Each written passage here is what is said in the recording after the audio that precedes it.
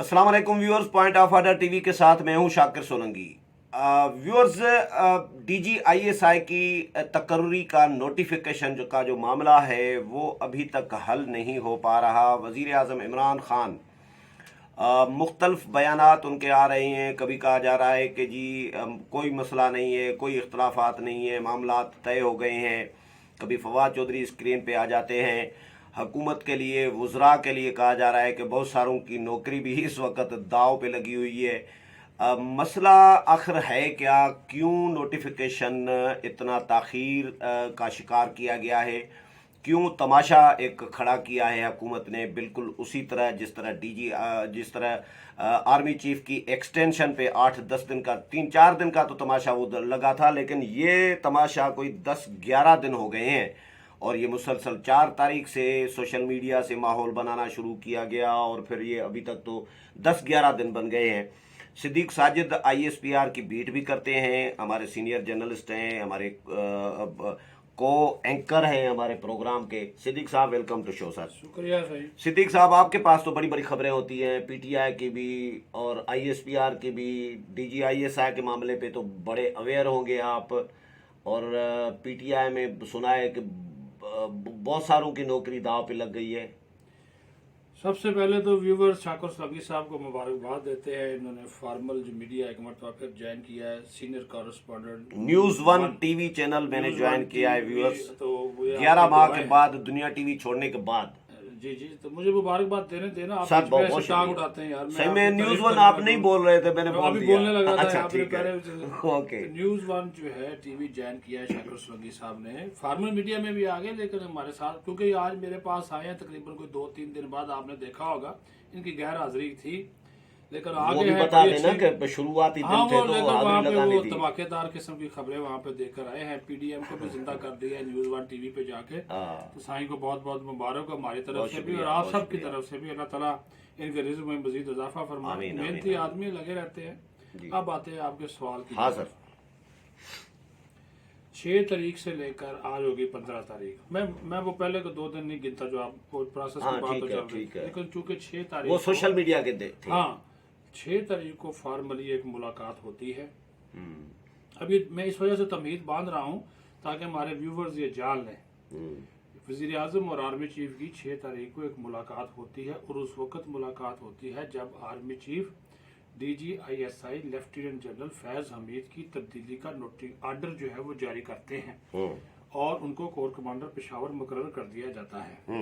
उसके बाद वो वज़ीर आज़म और उसके साथ साथ कुछ और भी फौजी तकर्रियाँ की जाती हैं। DGISI की उस वक्त तकर्री नहीं हुई होती। आर्मी चीफ एक फाइल लेकर जाते हैं, उस फाइल में 3 नाम होते हैं। जाकर वज़ीर आज़म से मशावरत करते हैं। 6 तारीख को दोपहर का वक्त है, जाकर उनको बताते हैं कि ये कल कोर कमांडर्स कॉन्फ्रेंस हुई थी, ये हमारा प्रमोशन बोर्ड का इजलास था, ये रिकमेंडेशंस हैं और हमारे नज़दीक ये बेस्ट चॉइस है। वज़ीर आज़म इमरान खान साहब नदीम अहमद अंजम के नाम के ऊपर इतफाक कर लेते हैं और कहते हैं ठीक है, वज़ीर आज़म की कंसेंट होगी। उन्होंने कहा जी बाकायदा चीज़ में भी हम आपको भिजवा देंगे, लेकिन आप इस पे वो एग्री कर लें। उन्होंने एग्री कर लिया। उसके बाद वो फाइल जो है वो लेकर वापस चले जाते हैं और वहीं से ISPR को फ़ोन करके एक मैसेज दिया जाता है कि ये बयान जारी कर दिया जाए। 2-2:30 बजे के करीब या 3 बजे के करीब नया DGISI अपॉइंट करने का ऐलान ISPR की जानब से कर दिया जाता है।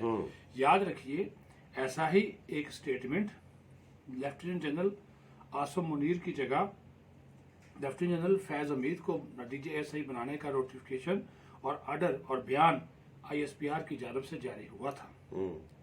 और इसी तरह नवीद मुख्तार की जगह आसम मुनीर को लाने का प्रेस रिलीज भी ISPR ने जारी किया था।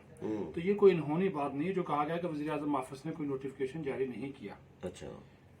लेफ्टिनेंट जनरल आसम मुनीर ने अतवार को चार्ज छोड़ा।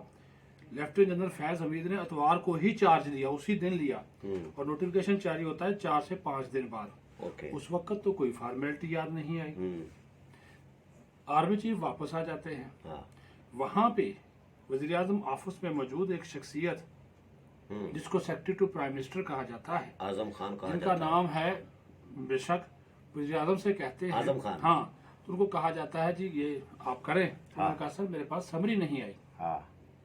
आजम खान कहते हैं सर इसकी फार्मल समरी नहीं है। तो समरी उस वक्त नहीं है कि वो फाइल पे दस्तखत करा के, वो एक फाइल जो होती है जिसमें नाम थे तीनों, और वही तीनों नाम जो चल रहे हैं, कोई नई समरी जो है वो नहीं आई।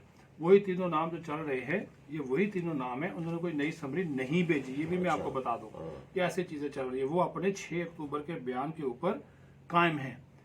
जब आजम खान ने इस तरफ तवज्जो दिलाई तो फिर एक मीटिंग हुई, उन्होंने कहा जी हाँ जी समरी तो आनी चाहिए।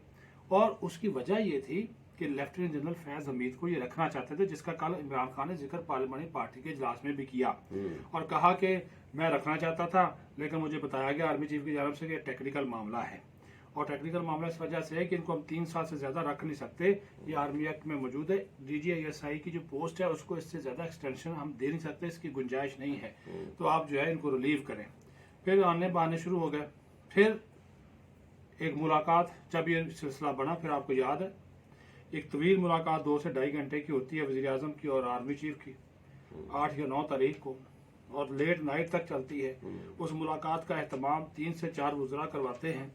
उसमें एक अहम शख्सियत और भी होती है जो सालस का किरदार अदा कर रही होती है, लेकिन वो मुलाकात खुशगवार नहीं थी।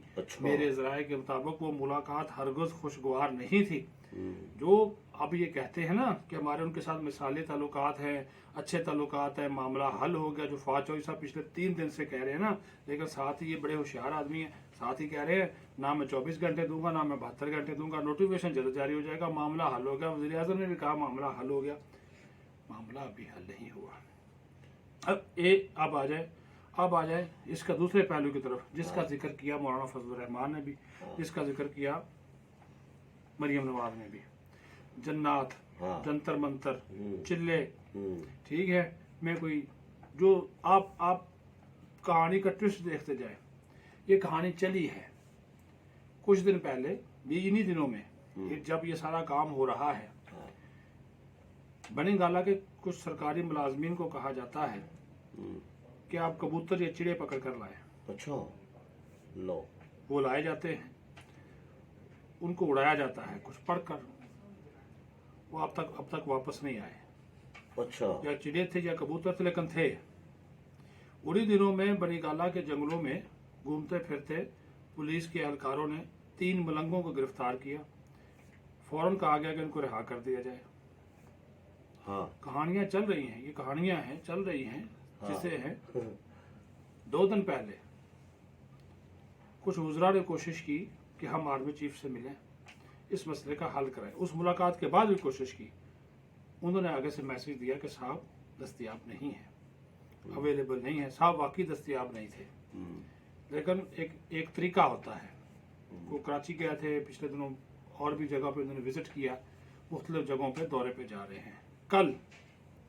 कल उन्होंने कराची का दौरा किया, वो फुटेज निकाले आप, पूरी अस्करी क़यादत और आने वाले DGISI कराची के कोर कमांडर जो हैं इस वक्त नदीम अहमद जो उनके साथ थे, हमूदुज़्ज़मान थे लेफ्टिनेंट जनरल जो national command and operation centre के भी सरबराह हैं, और साथ ही साथ ये सरबराह है एयर डिफेंस के भी, ठीक है, कमांडर एयर डिफेंस हैं, और भी पूरी अस्करी क़यादत वहाँ पे मौजूद थी। एक मैसेज दिया गया, उनकी तरफ से मामला हरगज़ ख़राब नहीं है।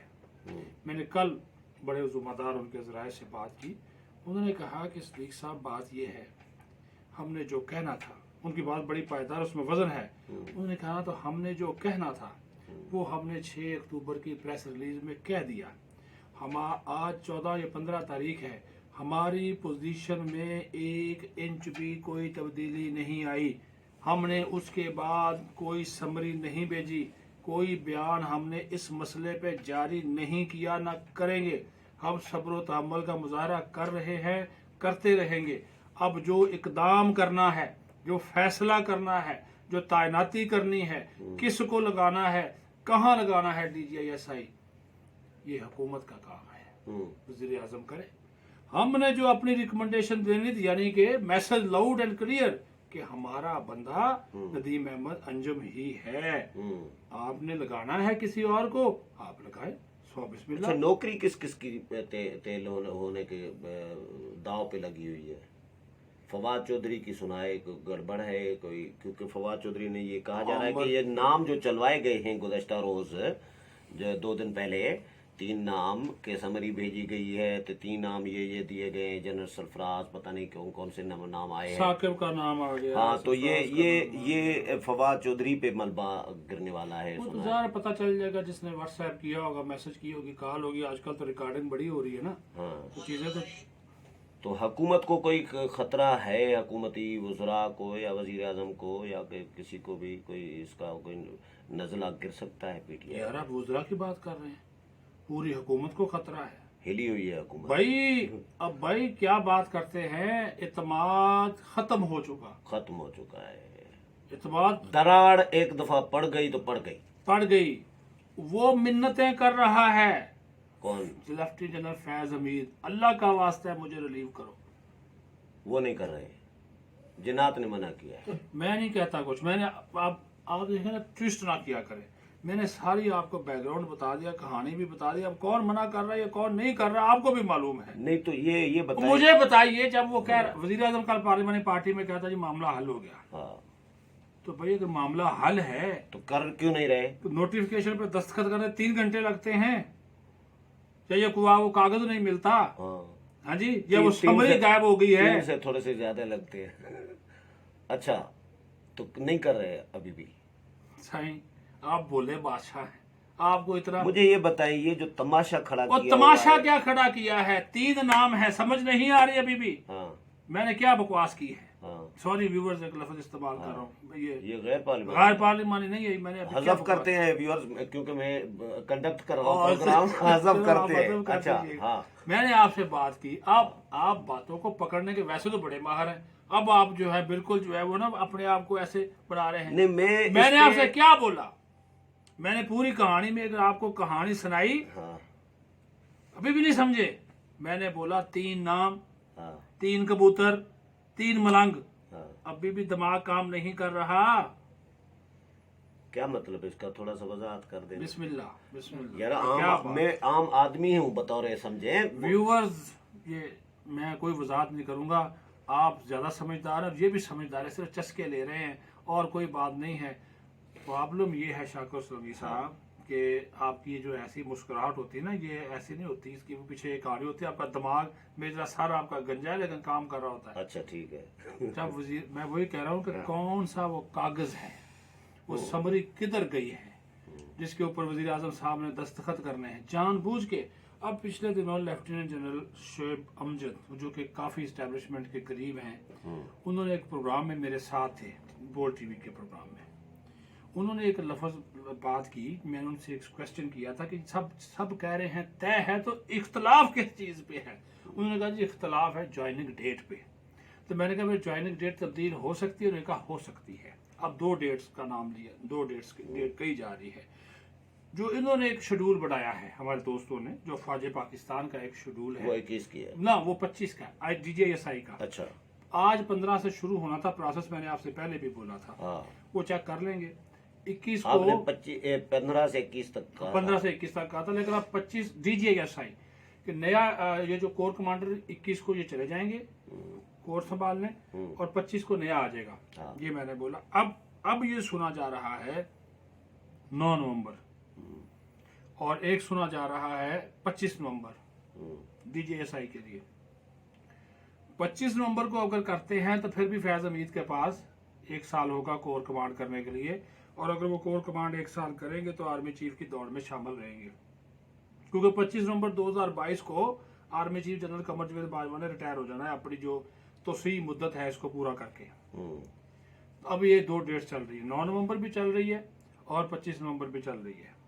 अब मुवक्किलान जो है वो क्या इसके ऊपर फैसला करते हैं। 25 नवंबर, हाँ, अगले महीने की 25 नवंबर। अच्छा, हाँ, ये अक्टूबर है ना, हाँ, 9 नवंबर भी चल रही है। तो उन्होंने मुझे ये कहा कि ये 7-8 दिन या हफ्ता 10 दिन आगे हो सकता है। और लेकिन एक बात बता दूं, जैसे जैसे ये वक्त जाया कर रहे हैं इस मामले के ऊपर, अपनी क्रेडिबिलिटी भी खराब कर रहे हैं। और आपको एक और बात बताऊं, इनके जो अपने लोग हैं ना, चले खत्म कर रहे हैं अभी। हाँ, बस खत्म हो गया। मैं वही कह रहा हूँ कि आप इसको, इनके अपने लोग भी इनसे तंग है इस मामले के ऊपर। हाँ, ये बात है। चले शुक्रिया, बहुत शुक्रिया सिद्दीक साहब। व्यूअर सिद्दीक साजिद के साथ प्रोग्राम आपने सुना, उम्मीद है पसंद आया होगा। अगले प्रोग्राम में फिर मुलाकात होगी, तब तक इजाज़त चाहता हूँ। अल्लाह हाफिज़।